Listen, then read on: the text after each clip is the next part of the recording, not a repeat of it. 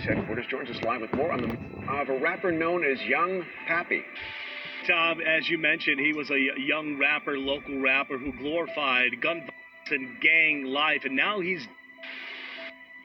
was gunned down on a sidewalk in the 4800 block of North Kenmore in the Uptown neighborhood early this morning.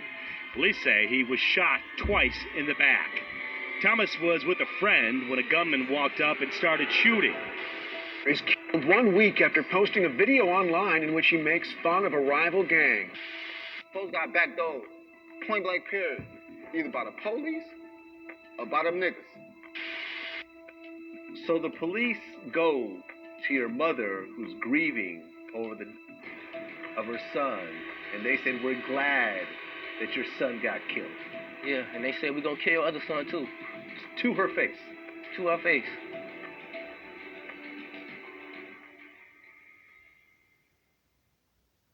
May 29th, 2015. The city of Chicago would suffer a terrible loss. It would be the day Shaquon Thomas, aka Young Pappy, was shot in cold blood.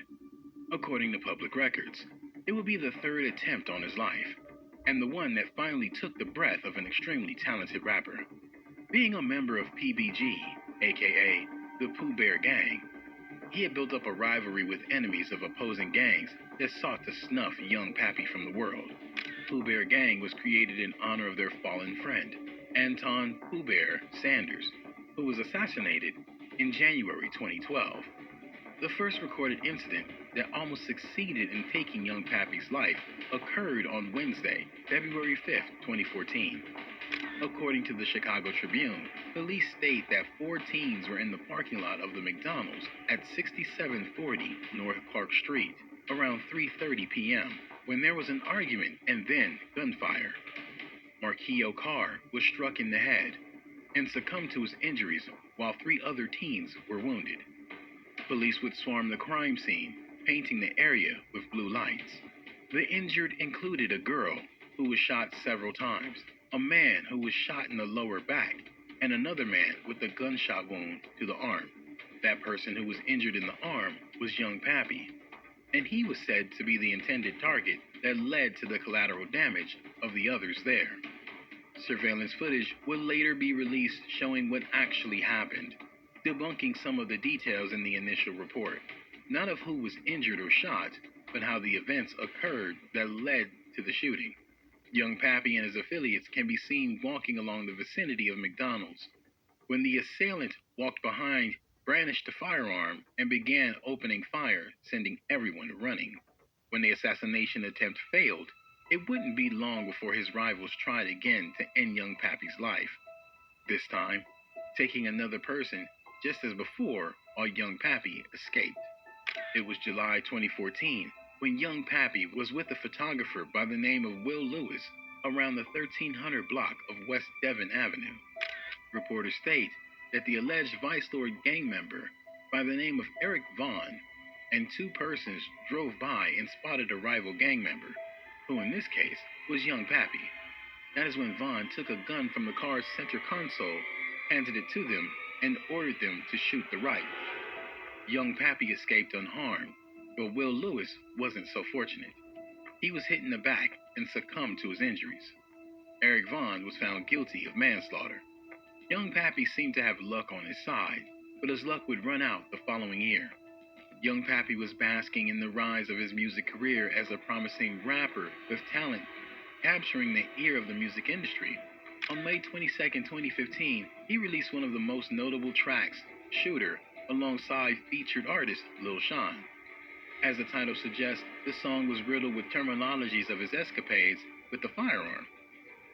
As it stands, the song has accumulated over 16 million views and has helped shape the drill genre of Chicago as one of the most highly regarded tracks showcasing Young Pappy's versatile flow and heavy-hitting lyricism. Little did Young Pappy know, his high off the song would be short-lived as 1 week later on, May 29, 2015, his life was targeted and taken. 1:35 a.m., Young Pappy, along with a friend, were walking around the 4800 block of North Kenmore Avenue when a gunman walked up and started shooting. Thomas, aka Young Pappy, was hit twice in the back and rushed to Advocate, Illinois' Masonic Medical Center. where sadly he succumbed to his injuries at 3:01 a.m.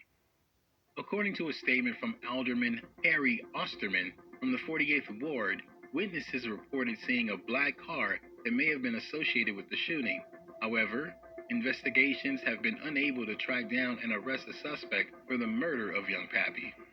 Other persons in the area recall what it sounded like the moment the assailants wounded young Pappy, stating that it echoed as if about 10 gunshots rang out, but there was nothing in sight when trying to pinpoint where outside the firing came from. With officers labeling his passing as gang-related, fears of retaliation sparked unrest in the community along with law enforcement.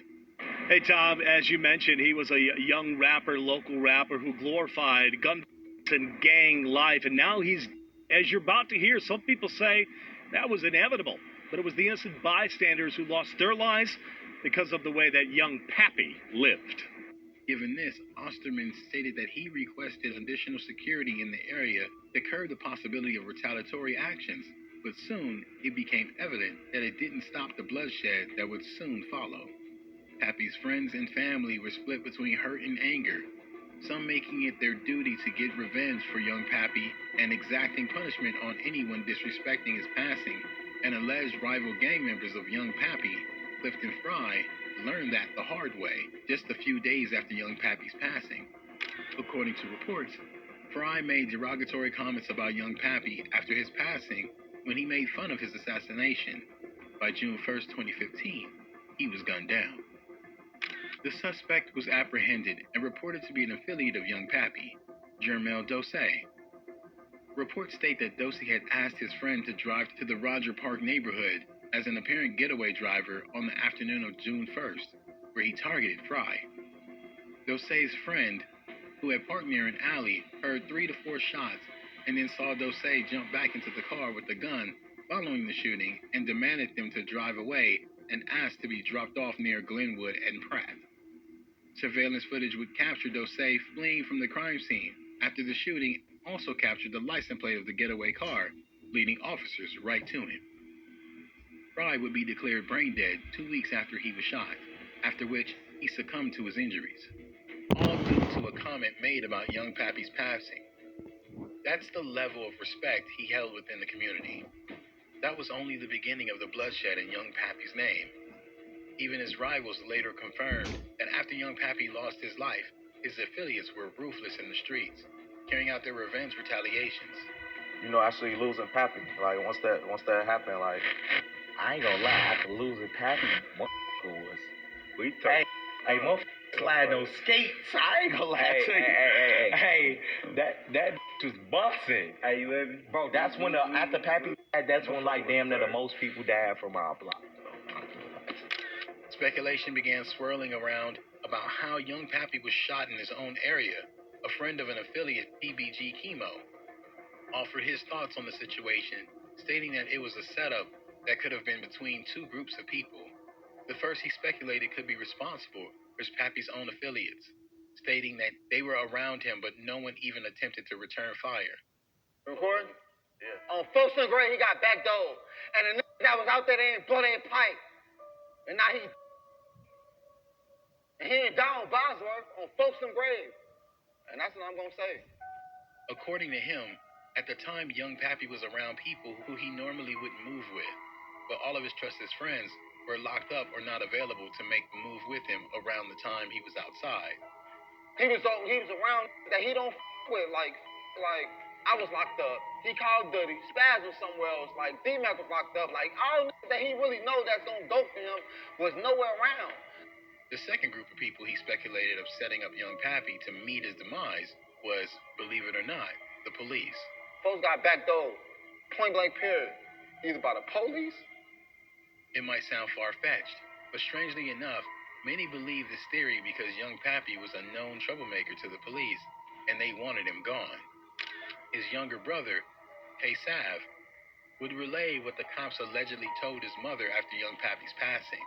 And if it is to be true, it adds credibility to the theory that they set young Pappy up to get rid of someone who in their eyes was terrorizing the community and hurting innocent lives. According to Sav, the cops told his mother that they're glad young Pappy was shot and that they'll shoot his older brother as well. So the police go to your mother who's grieving over the of her son, and they said, we're glad that your son got Yeah, and they said we gonna kill your other son too. to her face. To our face. Tay Sav also recalls the police allegedly continuously harassing them, and even at one time picking him up and dropping him off in his rival's territory, hoping he would be shot. They took me to like where I wasn't supposed to be at, the ops hood, and dropped me off right there. I was like, damn. They told me, get out, or we taking you to jail. Now I wasn't finna go to jail, so I got out. The cops allegedly were tired of young Pappy endangering lives in the neighborhood. Former Roger Park Police Commander Thomas Waldera called the music of young Pappy technological kerosene, fueling the gang war raging on in the streets. Their encounters have been many, with young Pappy's charges ranging from criminal trespassing, reckless conduct, theft, marijuana possession, and felony weapons possession. But the most serious of all was having 5-hour standoffs with SWAT at his residence in the 6300 block of North Lakewood Avenue in the Edgewater neighborhood, where over 25 persons were charged. Penny and Michelle, it was a tense 5-hour standoff, but it has come to a peaceful resolution. This was kind of a strange situation.